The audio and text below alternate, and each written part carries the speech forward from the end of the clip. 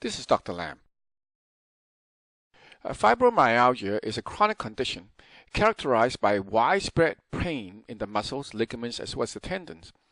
Along with that, also you have fatigue as well as multiple tender points, places where your body can have a lot of pain just with slight amount of pressure, affecting approximately 2% of the population in the States, and more so in women than in the men.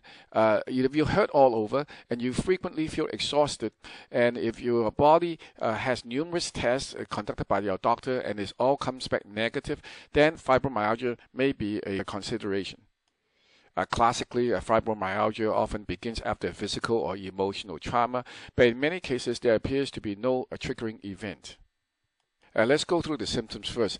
Number one, the pain associated with fibromyalgia is described as constant dull ache, typically arising from the muscles. To be considered widespread, the pain must occur on both sides of your body and above and below your waist. Fibromyalgia is always also characterized by additional pain when firm pressures applied to specific areas of the body called tender spots or tender points. The common tender points location include back of the head, between the shoulder blades, top of the shoulders, front sides of the neck, upper chest, outer elbows, upper hips, sides of the hips, as well as the inner part of the knees. What is interesting with fibromyalgia is that it often comes with many coexisting conditions, including depression, chronic fatigue syndrome, irritable bowel, lupus, restless leg syndrome, post-traumatic disorders, as well as osteoarthritis. The causes of fibromyalgia is not known, but most likely involves a variety of factors, with common factors including physical emotional trauma, which has to do with adrenal function when the adrenal glands are not able to handle the stress, as it is the stress control center of the body, and we will deal with this later. Infection can also be a common trigger of fibromyalgia, and this can include a sudden onset of acute illnesses or even slow viral infections. Certain people have a common hereditary factor, so genetic may also play a role. Risk factors for fibromyalgia include age, irregular sleep pattern, hereditary or family history of fibromyalgia. According to the American College of Rheumatology, there are two criteria necessary for the diagnosis of fibromyalgia. Number one, you have a widespread pain lasting for at least 3 months. And number two is you at least have 11 positive tender points out of a possible of 18. Commonly, blood tests are ordered include complete blood count as well as erythrocyte sedimentation rate, as well as a thyroid functional test. As far as treatment from conventional perspective, there is nothing that specifically can get rid of fibromyalgia because we really don't know the cause yet. But commonly, the symptoms of suppression drugs include analgesics such as aspirin or Tylenol and things like that to help relieve pain. Antidepressants are oftentimes prescribed because the doctor may feel that the person also has the depressive tendency. In some cases, anti-seizure drugs may also be employed. Emotional counseling can be added, as well as some physical therapy on a very gentle basis from time to time. As you can see so far, fibromyalgia is really a basket diagnosis of a muscle pain of unknown origin that conventional doctors really don't have a very good sense of what is really going on. So all it can be done is to suppress the symptoms, and hopefully the symptoms will resolve. Now, from an alternative medicine point of view, there are actually many reasons why a body would go into such a state of fibromyalgia. Make note that fibromyalgia just means that there's pain in the muscles and the muscle fibers. So the question is, well, why would the muscle fibers have pain when it didn't have before? And one of the key things that we know is that cortisol is a hormone that is responsible for suppressing the inflammation of the body. If there's any inflammation anywhere, it's the cortisol's job to suppress it and make the pain go away. If this cortisol function is not at optimum level, then the body will have a tendency to have states of inflammation due to a variety of reasons, from infections to stress, either physically or emotionally, to food allergies or food sensitivity, to chemical allergies or chemical sensitivities, to a variety of other reasons. So one thing we have to look at from the alternative world is how is the body's cortisol function relates to the fibromyalgia. Now, in adrenal fatigue, we know that the adrenal glands are weak.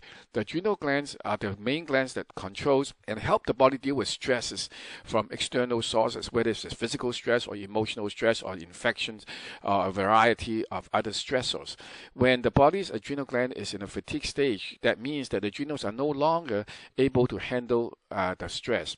In this case, the body's cortisol level usually goes up first in the early stages, stage 1 and stage 2, and then in stage 3 it starts going down. And when the cortisol levels start going down, then the body's ability to reduce the inflammatory state becomes compromised. As a result, things that usually do not cause inflammation can cause inflammation. For example, you can be just bending down to pick up something and straining yourself a little bit more than normal. And for normal people, the breakdown of the muscles would be followed by a buildup of the muscle, and any excessive breaking down will be controlled with cortisol. But if the cortisol is low, then the breakdown process or catabolic state tend to be much more pronounced, and as a result, the cortisol imbalances will lead to a state of not only pain because the body's muscles are being stretched, but also fatigue. So both goes hand in hand, the pain and the fatigue. The pain, if it is because of the weak adrenal glands, will be basically like fibromyalgia in the general sense that it comes in various places. Trigger points may be present at the same time or may not be present. In other words, if you have fibromyalgia, it's very important for you to look at the source and find out what the trigger is.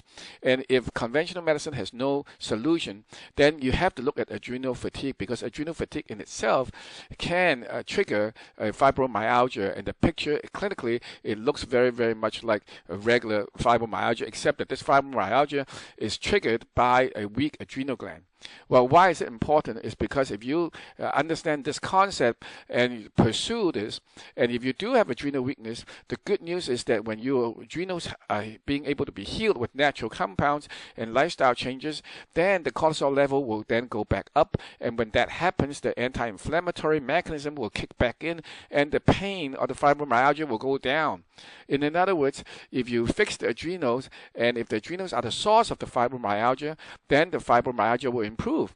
Now, you can do all kinds of medications, and if you have adrenal fatigue and all you do is suppress the symptoms and don't fix the adrenals, then it's very unlikely that you will be able to get well just with medication alone. So in summary, fibromyalgia is nothing more than just a condition that conventional medicine put in to denote what happens to your body's muscle when it's in pain due to a variety of causes. And right now, there are no etiology as well as a treatment that's specifically for that other than suppressing symptoms. So if that is working well, that's fine.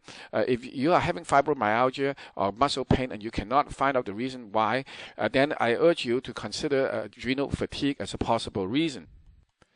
To learn more, you can go to my Adrenal Fatigue Center at my public educational website at www.drlam.com. That's DRLAM.com. And I have many, many articles on this adrenal as well as related conditions, including articles discussing fibromyalgia and chronic fatigue. The best article is probably called Adrenal Fatigue and Associated Health Conditions, and it will there give you a lot of details of how the adrenals is all tied into the situation, so you can learn more. You can feel free to read that article in its fullness. It's free. Or if you have questions after you read, you can write to me directly from the website. Or if you need personalized attention, you can call our office.